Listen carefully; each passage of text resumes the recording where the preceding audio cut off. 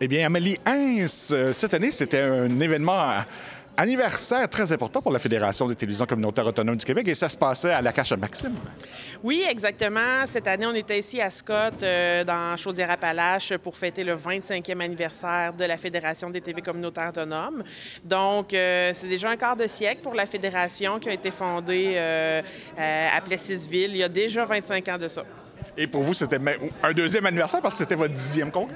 Oui, exactement. C'était mon 10e congrès. Donc, je vais avoir complété ma 10e année complètement cet hiver, en février prochain. Mais c'est effectivement mon 10e congrès. Puis, c'est drôle parce que c'est le premier des 10 congrès que c'est pas moi qui organise. C'est entièrement ma collègue Valérie Naud qui a fait l'organisation de celui-ci. Donc, j'ai pu vraiment profiter puis parler aux membres puis essayer de moins courir un petit peu. Mais c'était vraiment très agréable.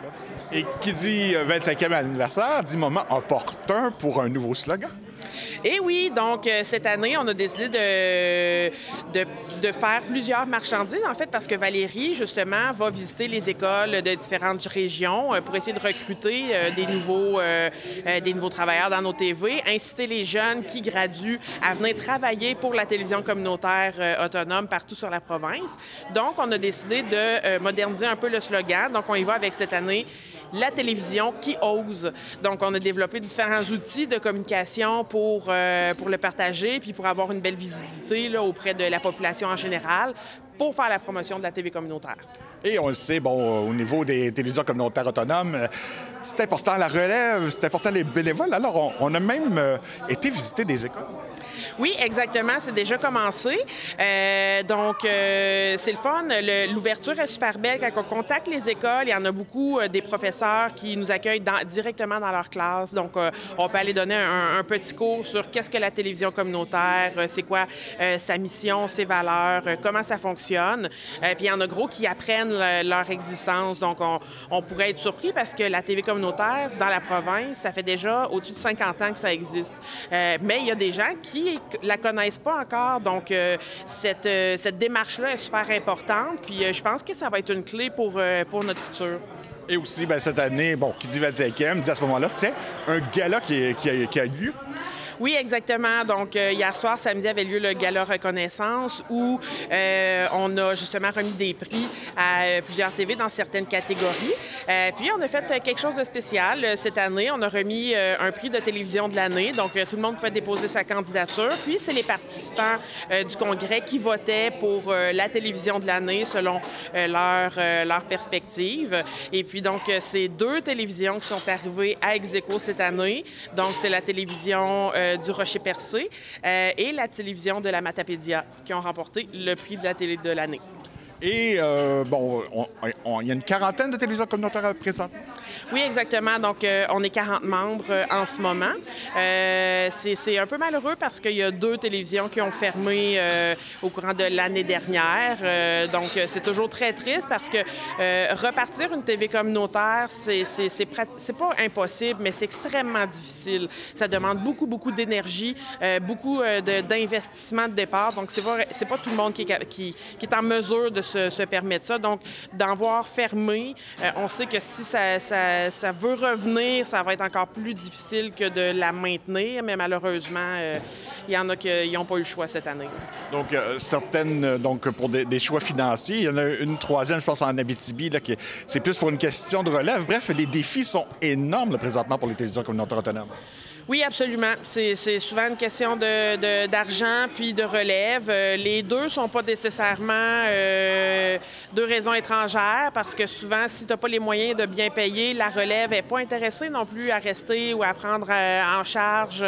Donc, c'est ça, c'est extrêmement difficile, mais c'est pour ça qu'on veut essayer de développer des nouvelles manières d'attirer les gens vers nous, puis évidemment d'aller chercher des fonds supplémentaires pour la télévision, pour qu'il y ait les moyens de garder le staff qui est en place, au moins, là. Et bon, avec le 25e anniversaire aussi est venue une expérience qu'on a fait en 2015, que l'on a reprise, donc une tournée vraiment de tous les membres. Oui, exactement. Donc, au printemps, on a fait la tournée des membres de partout au Québec. Donc, on a visité les 15 des 17 régions administratives où on trouve des TV communautaires autonomes. Donc, ça a été vraiment très intéressant. Ça a été une excellente expérience pour Valérie pour découvrir tous nos membres sur le terrain. Donc, puis nous, ben, moi, personnellement, ça leur a permis de mettre à jour les chiffres qu'on avait puis de pouvoir comparer, bon, l'évolution sur 8 ans, parce que la dernière tournée qu'on avait faite, c'était il y a 8 ans, en 2015. Donc c'est ça, là, on a des nouveaux chiffres à jour. Ça nous permet de mieux représenter les TV dans les gouvernements puis d'avoir des arguments vraiment solides parce que là, on connaît super bien nos membres puis on a des données fiables pour les représenter parce qu'on a réussi à visiter 39 de nos 40 membres. Donc, nos données, c'est pas des approximations, c'est vraiment ce qu'il y a sur le terrain. Et c'est grand, le Québec! C'est très grand, au-dessus de 9000 km en quelques mois, effectivement, mais ça vaut vraiment la peine. C'est toujours très agréable de visiter toutes les régions puis de voir la réalité des régions. Il y a tellement un éventail différent de télévision, de modèles, de façons de fonctionner, de communautés. C'était très, très, très enrichissant pour nous. Et il faut se rappeler que bon, les télévisions communautaires autonomes sont sous la supervision du CRTC parce que ce sont des lois canadiennes. Par contre, la plupart des subventions viennent du ministère de la Culture et des Communications du Québec. Et présentement, je pense une revision qui se fait, mais il faut surveiller le tout là, parce que l'argent, c'est le nerf de la guerre. Là. Oui, exactement. Ils sont en révision du PAMEC en ce moment même. On a déjà fait des représentations. Le MCC a consulté les récipiendaires. Donc là, normalement, on devrait avoir un premier rapport bientôt. On nous a dit qu'on nous tiendrait au courant, mais le tout va être fait avant la fin mars parce que les nouveaux protocoles devraient être signés avant la nouvelle année financière du gouvernement qui commence le 1er avril. Donc, effectivement, ça s'en vient. Et on ne peut pas passer à côté, donc, ces fameux GAFA, ce fameux Meta, donc Google et compagnie. Donc, il y a certaines télévisions communautaires au Québec, je pense, qui ont été bloquées là, dans la livraison de nouvelles. Oui, effectivement. On a 6 ou 7 membres sur la quarantaine là, qui ont perdu accès à leur page Facebook. Les autres, je ne sais pas. Il y en a qui ont eu des impacts quand même, parce que l'algorithme va changer, puis il y a un ralentissement du trafic. Puis ça ne veut pas dire que ça ne va pas s'étendre à d'autres membres, malheureusement. Donc, on reste à l'affût. On regarde où s'en va C18 parce que c'est toujours en pourparlers avec Google parce que Facebook a décidé de se retirer. Google est encore en négociation avec le gouvernement. Donc, pour la mise en place, etc., ça pourrait changer d'ici le 1er décembre. Sinon, la date d'entrée en vigueur, c'était le 1er décembre. Donc, c'est là qu'on va savoir si Google retire lui aussi les sites web de son moteur de recherche Google News. Donc, ça reste à voir, mais on reste à l'affût. Puis, on fait des représentations aussi au CRTC et au Parlement canadien là, pour ce dossier-là. Et à ce moment-là, donc, c'est sûrement le dossier qu'on surveille aussi pour la prochaine année? Oui, exactement, parce que bien que la loi ait été adoptée, c'est pas fait. C'est vraiment pas fait. Tout comme pour C11 qui a été adopté en début d'année, ça va aller jusqu'en 2024 avant qu'il y ait une implémentation du CRTC qui est en ce moment en consultation. Donc, fin 2024 avant que ça soit vraiment implémenté du côté du CRTC. Ça va être la même chose pour C18.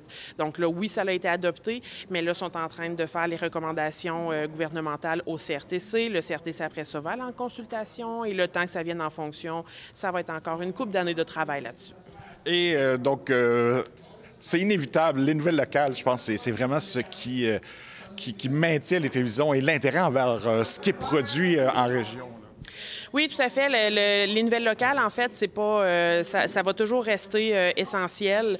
Puis, ce qui est le plus pertinent, en fait, pour nos régions, le développement de nos territoires, l'occupation du territoire, la démocratie.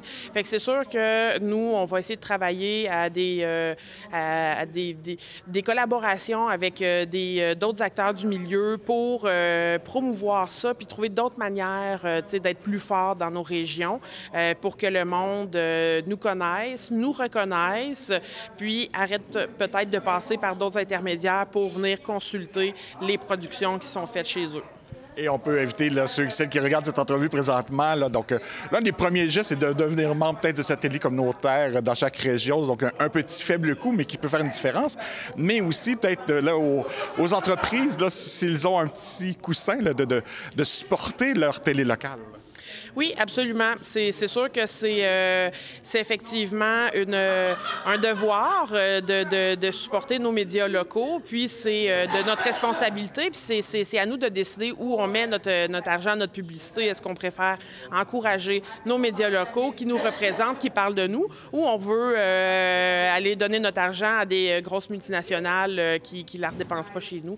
Donc oui, on a tous une responsabilité sociale, je pense, par rapport à ça, donc ça vaut la peine de se questionner là-dessus. Bref, on se souhaite une longue vie pour toutes les TCA. Oui, absolument. Un autre 25 ans et même plus. Merci. Merci.